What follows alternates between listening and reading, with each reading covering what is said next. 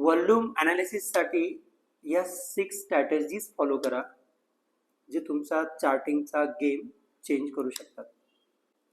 स्क्रीनमध्ये बघू शकता तुम्ही. व्हॉल्यूम मीन्स काय? Number of traded contracts.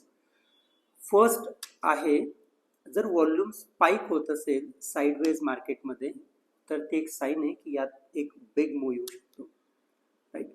आणि ट्रेंड कंटिन्युएशनमध्ये, सेकंड पार्ट, ट्रेंड कंटिन्युएशनमध्ये जर व्हॉल्यूम वाढत जात असेल तर त्यात स्ट्रेंथ आहे, तो ट्रेंड अजून वर जाऊ शकतो. थर्ड, ट्रेंड अप जात असताना जर व्हॉल्यूम डिक्लाइन होत असेल तर तो ट्रेंड रिव्हर्स होण्याची किंवा वीक होण्याची higher probability. Fourth, up trend असताना जर व्हॉल्यूम मध्ये सडन ड्रॉप होत असेल तर तो ट्रेंड रिव्हर्स होण्याची प्रोबॅबिलिटी हायर असते.